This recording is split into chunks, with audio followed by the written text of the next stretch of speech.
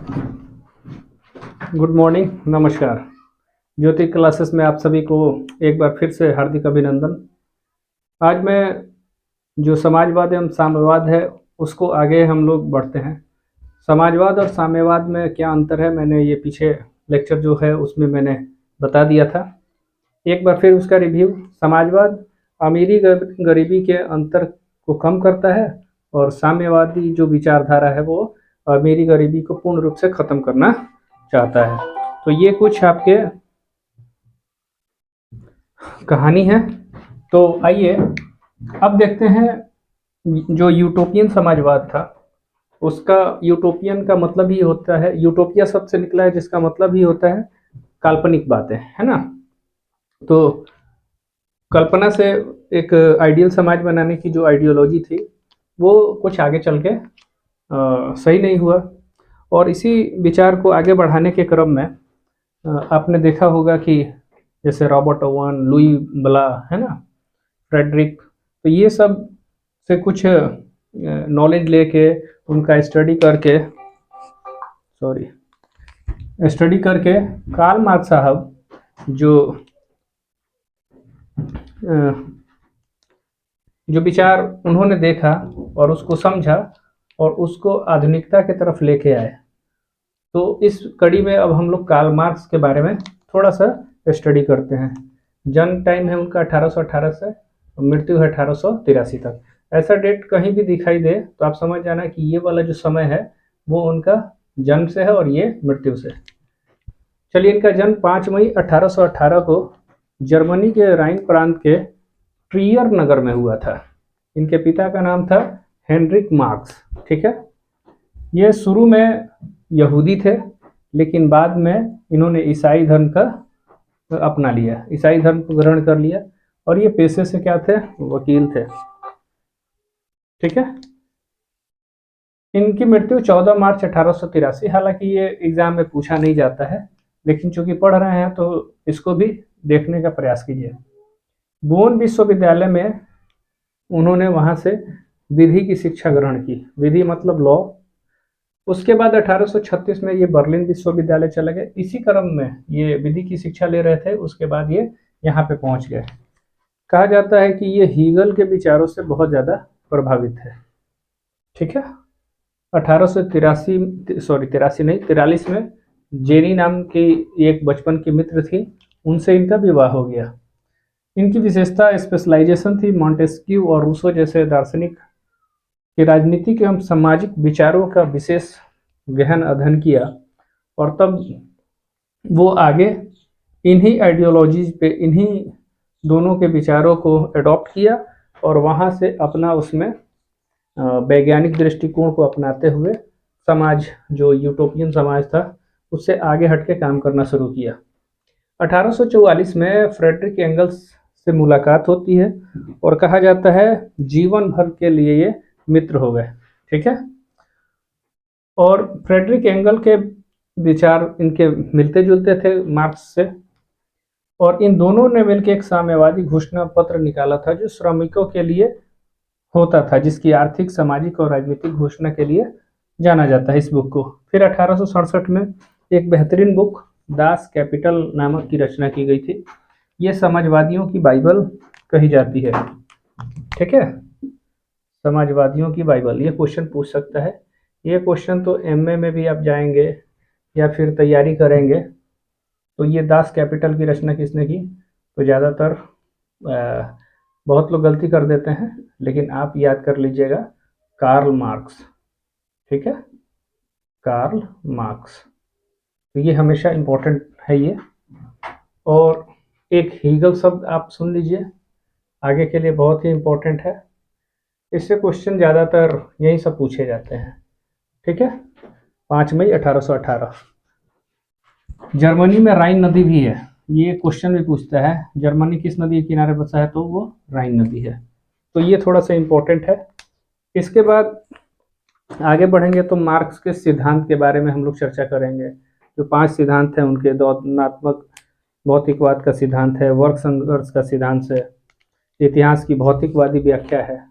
इस तरह से इनके 5 सिद्धांत देखने को मिलेंगे। ठीक है, तो उनको मैं फिर अगले इसी वीडियो में मैं शूट करूँगा। थोड़ा सा समय का अभाव हो जा रहा है जिसकी वजह से मैं वीडियो कंटिन्यू नहीं कर पा रहा हूँ। बहरहाल इसको आप नोट डाउन कीजिए, पहले तो स्क्रीनशॉट लीजिए इसका।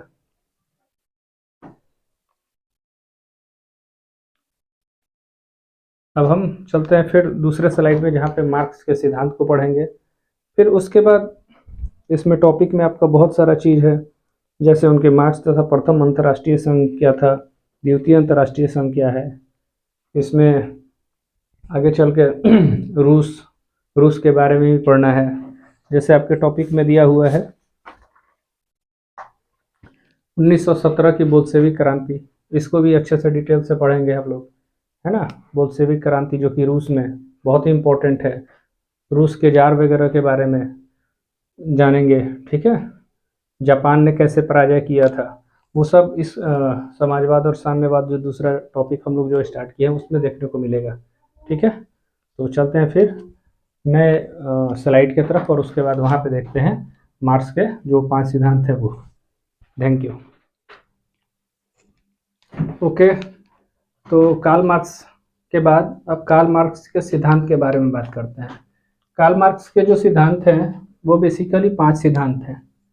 एक है द्वंद्वात्मक भौतिकवाद का सिद्धांत, दूसरा वर्ग संघर्ष का सिद्धांत, तीसरा इतिहास की भौतिकवादी व्याख्या, चौथा है मूल्य एवं अतिरिक्त मूल्य का सिद्धांत, और पांचवा है राज्यहीन व वर्गहीन समाज की स्थापना, ठीक है। इसके बाद ये 6 ऐतिहासिक चरण मैं इसको बाद में डिस्क्राइब करता हूँ। मतलब इसका मतलब ये है जो मार्क्स ने अपने अनुभव के आधार पर देखा कि उनका मानना है कि इतिहास जो है इससे पहले 5 ऐतिहासिक चरण इंसानों ने देख चुका है, जो आदिम साम्यवादी युग, दास्ता का युग, सामंती युग, पूंजीवादी युग, समाजवादी युग। अब छठा जो आने वाला है वो साम्यवादी युग है, इस पे भी चर्चा करेंगे, लेकिन इसका थोड़ा सा मतलब हम लोग समझते चल रहे हैं, ठीक है। मैं इसको मिटा रहा हूँ, इसको बाद में मैं फिर नोट डाउन कर दूंगा। हालांकि आप पहले स्क्रीनशॉट ले लीजिए, उम्मीद है कि आप लोग ले चुके होंगे। चलिए सबसे पहले चलते हैं द्वंद्वात्मक भौतिकवाद का सिद्धांत। इसका मतलब यह है कि इतिहास जो है, दुनिया में जो हर चीज बदलाव जो होती है वो द्वंद्वात्मक भौतिकवाद का निशानी है। यानी कि जब भी पुरानी सोच और नई सोच, एग्जाम्पल से समझिए, कोई पुरानी व्यवस्था चल रही है यानी पुरानी सोच के अनुसार चलेगी, और उसके बाद नई सोच, ठीक है। जब दोनों के बीच में टकराव होगा तो वो कॉन्फ्लिक्ट होगा। द्वंद्वात्मक जो भौतिकवाद का सिद्धांत है वो ऐसे ही होगा। जैसे पुराने समय में हम राजा और प्रजा की जो बात करते हैं, वो आपने देखा होगा, राजा की जो सोच होगी और जैसे जैसे पुरानी सोच जब टकराएगी प्रजा के साथ तो वहाँ पे वो ये वाला द्वंद्वात्मक भौतिकवाद का सिद्धांत वहाँ पे देखने को मिलता है, ठीक है। उम्मीद है कि समझ गए होंगे। दूसरा जो है यानी राजा प्रजा का जो संघर्ष हुआ, आगे चल के इसी का परिणाम हुआ है कि हम लोग आज लोकतंत्र देखते हैं। आप पीछे भी पढ़ते आ रहे हैं कि लोकतंत्र क्या है। तो इसलिए पुरानी सोच वर्सेस नई सोच जब कॉन्फ्लिक्ट होगा, विवाद होगा, तो वो आगे चल के ये जो कॉन्फ्लिक्ट भौतिकवाद का सिद्धांत है वो देखने को मिलता है। जैसे राजा और प्रजा, फाइनली अब क्या हो गया है, लोकतंत्र हो गया। तो पहला हो गया, यानी कोई भी संघर्ष होगा वो परिवर्तन का कारण बनेगा। दूसरा जो अगर बात करें, इसको आप लोग स्क्रीनशॉट लेते जाएंगे, जो भी इम्पोर्टेंट बात होंगे उसको देख के आप लोग लिख लेंगे। चलिए अब वर्ग संघर्ष का सिद्धांत को देखते हैं। इस वर्ग संघर्ष का सिद्धांत भी, इसमें भी आप देखें कि कोई भी क्लास है वो 2 वर्ग में बटी। एक तो जाहिर सी बात है पूंजीपति वर्ग होगी और एक मजदूर वर्ग होंगे, है ना। एक पूंजीपति वर्ग और एक मजदूर वर्ग। तो ये मार्क्स के अनुसार है कि इतिहास जो है वो वर्ग संघर्ष की कहानी है, वर्ग संघर्ष की कहानी है, ये मानना है कार्ल मार्क्स का। ठीक है, तो ये छोटा छोटा चीज़ है, आप केवल समझते चलिए, इसको नोट डाउन नहीं करना है, केवल दिमाग में फिट कर लेना है। अगला जो हम लोग देखेंगे, ज्योतिषिकवादी व्याख्या में आप देखे होंगे औद्योगिकरण जब हुआ, यानी मशीन आएंगी, है ना, मशीन आएंगी, उसके बाद औद्योगिक क्रांति होगा और फलस्वरूप जो आर्थिक है यानी रुपया पैसा है उसमें बढ़ोतरी होगी, तो जाहिर सी बात है उसका कहीं ना कहीं समाज पे प्रभाव पड़ेगा, और जिससे समाज भी क्या होता है, बदल जाता है। यानी आर्थिक यदि बदलाव होता है, आर्थिक बदलाव अगर देखने को मिलता है तो समाज भी क्या होगा, समाज में भी बदलाव होगा, समाज में बदलाव। तो ये इम्पोर्टेंट बात है, यानी आर्थिक बदलाव जैसे ही होगा तो समाज में भी बदलाव होगा। जैसे आप खुद सोचिए ना कि आपके पास पैसा है तो आप हर चीज़ खरीद लेते हैं, यानी आपके रहने उठने बैठने सबका जो स्टैंडर्ड है वो चेंज होने लगता है। ठीक है, तो ये है इतिहास की भौतिकवादी व्याख्या। अगला जो चलते हैं, स्क्रीनशॉट लेते चलिए। चौथा है मूल्य एवं अतिरिक्त मूल्य का सिद्धांत। इसका मतलब है कि यदि मजदूर 1000 रुपया का काम करता है, ठीक है, मजदूर क्या है, 1000 रुपया का काम करता है और उसको मजदूरी 300 मिलता है, और जो 700 बचता है वो मालिक के हाथ में जाता है। ठीक है, जिसमें मजदूर का क्या होता है, शोषण होता है। यही मूल्य एवं अतिरिक्त मूल्य का सिद्धांत है। ठीक है, आप लोग नोट करते चले। और अंतिम जो है वो है राजहीन व वर्गहीन समाज की स्थापना। इसके अनुसार अगर बात करें तो मार्क्स का अंतिम ये था सिद्धांत कि वर्गहीन समाज बने, यानी कोई अमीरी गरीबी का कोई मतलब ही नहीं है, यानी सब लोग क्या है, एकदम समान है। और वही राजहीन, जब ऐसा समाज होगा तो राजहीन ही होगा। तो इस प्रकार ये जो सिद्धांत है, 5 सिद्धांत बहुत ही इम्पोर्टेंट सिद्धांत है। अंत में जाके जब ये वर्गहीन समाज बनेगा तो वो आपका समाज क्या कहलाएगा, कम्युनिज्म, यानी कि साम्यवाद।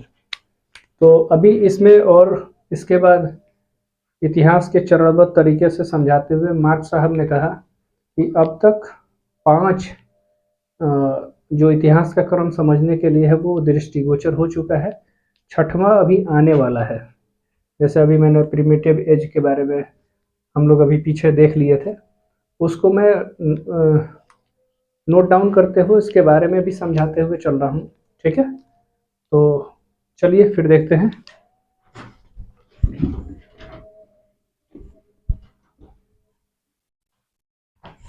जो सिद्धांत है मार्क्स का सिद्धांत, उसके बाद हम लोग देखते हैं ऐतिहासिक भौतिकवाद।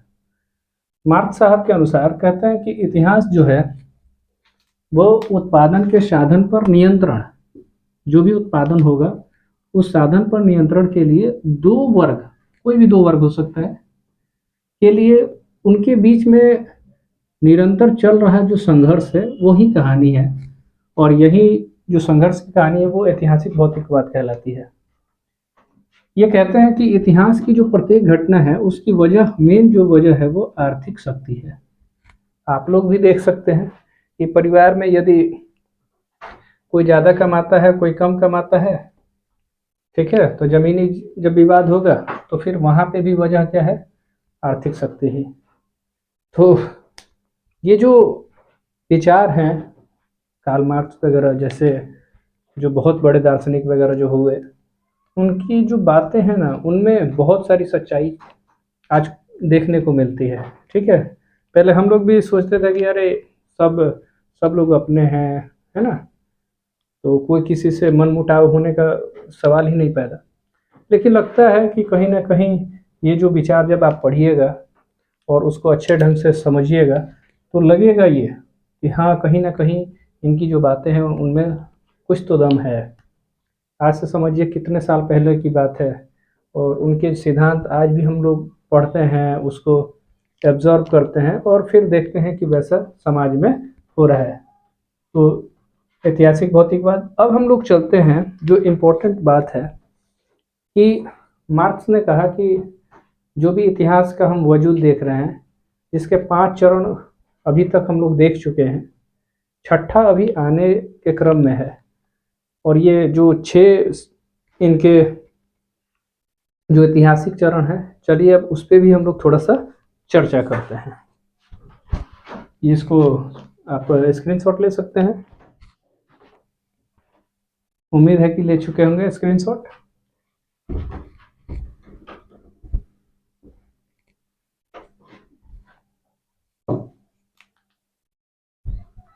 तो 6 ऐतिहासिक चरण का नाम, 6 ऐतिहासिक चरण किसके? इतिहास को देखने का क्रम। ठीक है, पहला है, नाम है आदिम साम्यवादी युग।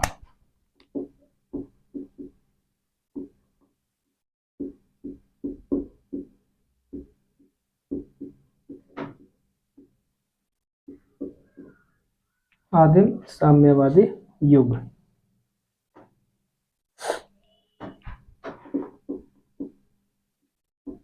Age of primitive,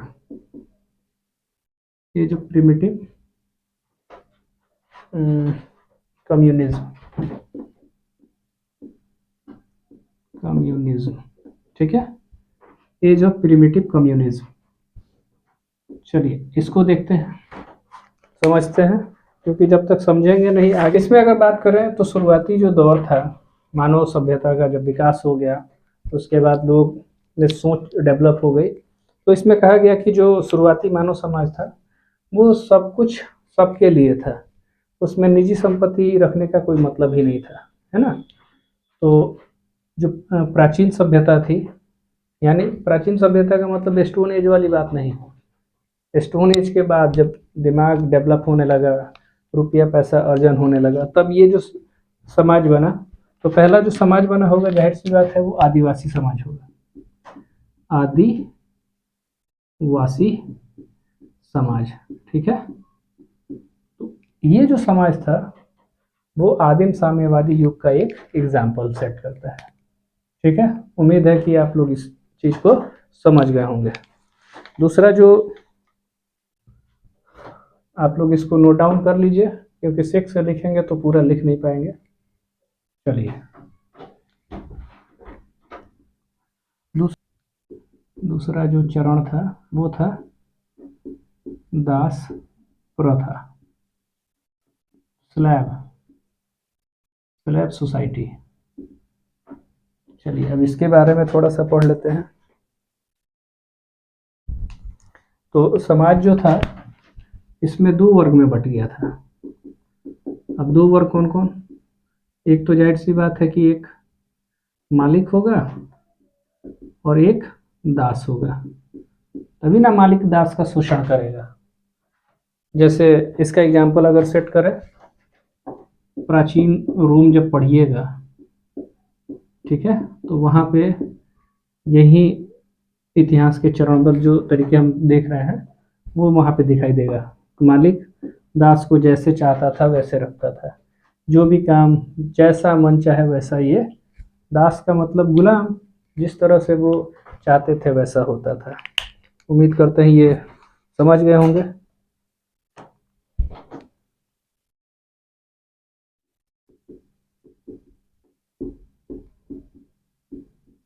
सामंतवाद, feudalism, spelling कभी देख लीजिएगा, पढ़ाते वक्त कभी कभी दिमाग इधर उधर भटक जाता है, जिसकी वजह से स्पेलिंग कभी मिस्टेक हो जाता है, तो ये आप लोग भी थोड़ा सा काम कीजिएगा, है ना। चलिए, सामंतवाद में जमींदार और किसान, ये वाला दौर था, जमींदार और किसान। तो जमींदार किसानों से जिस तरह से काम करवाते थे, किसानों को करना पड़ता था, मजदूरी जमींदार उनको कम देते थे। ठीक है, जैसे मध्यकाल का जो समय था, मध्यकाल यूरोप में ये ज़्यादा देखने को मिला। मध्यकाल यूरोप का जो इतिहास आप लोग देखेंगे, क्योंकि हम लोग पढ़ ही रहे हैं समाजवाद एवं साम्यवाद, और यूरोप से ही कहानी स्टार्ट हुआ था। हम लोग यूरोप में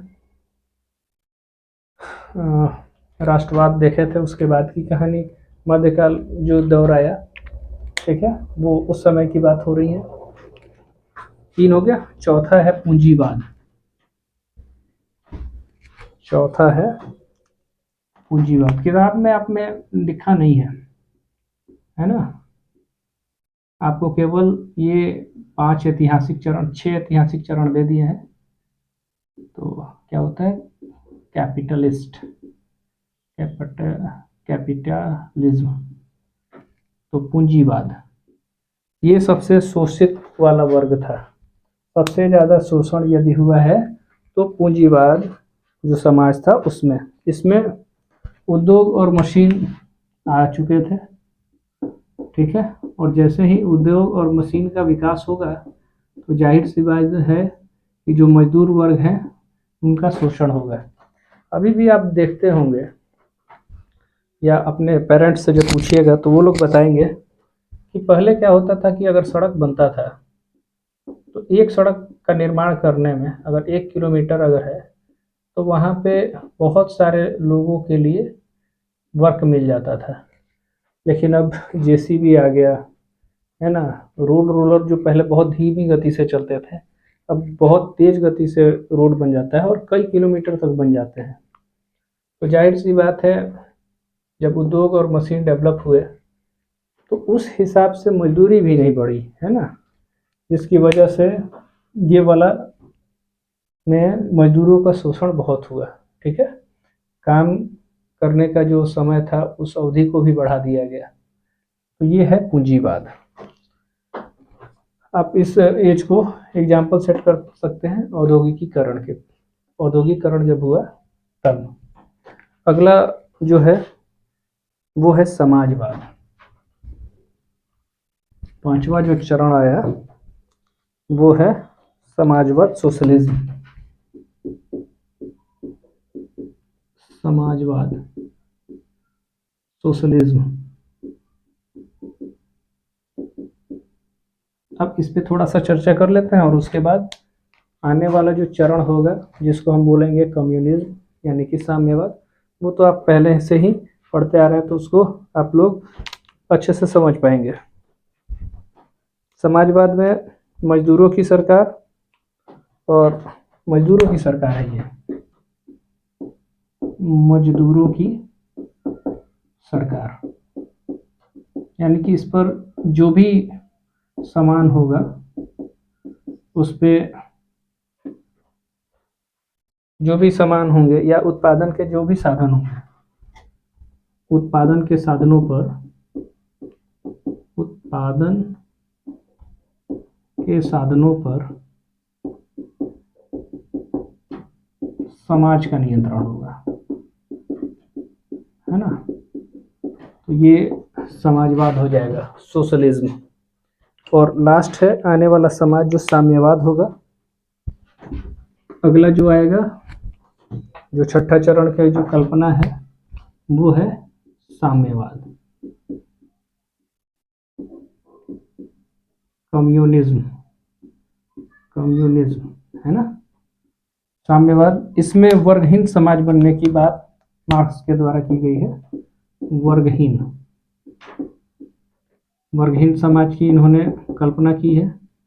दूसरा, किसी के पास कोई निजी संपत्ति नहीं होगा, कोई निजी संपत्ति नहीं होगा।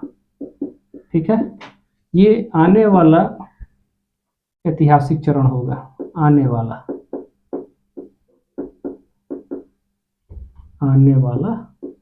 ऐतिहासिक चरण। तो उम्मीद करते हैं कि ये आपके जो सिद्धांत थे मार्क्स साहब के वो, और फिर इतिहास के चरण उनको जो देखने का उनका नज़रिया है वो, इससे बहुत हेल्प मिलेगा आगे। फिर चलते हैं। वीडियो पसंद आ रहा है, मेरे मेहनत अगर आपको अच्छा लगता है तो कृपया मेरे चैनल को फॉलो करें, लाइक शेयर सब्सक्राइब ज़रूर कर लें और अपने दोस्तों के बीच में ज़्यादा से ज़्यादा शेयर करें, ताकि जो भी बच्चे 2027 में एग्ज़ाम दें तो उनकी भी तैयारी में थोड़ा सा मैं हेल्प कर पाऊँ। ठीक है, फिर मिलते हैं नए वीडियो में। इसी में अगला जो चरण होगा वो मार्क्स तथा प्रथम अंतर्राष्ट्रीय संघ और द्वितीय अंतर्राष्ट्रीय संघ के बारे में डिस्क्राइब करके फिर आगे निकलेंगे। तब तक के लिए धन्यवाद।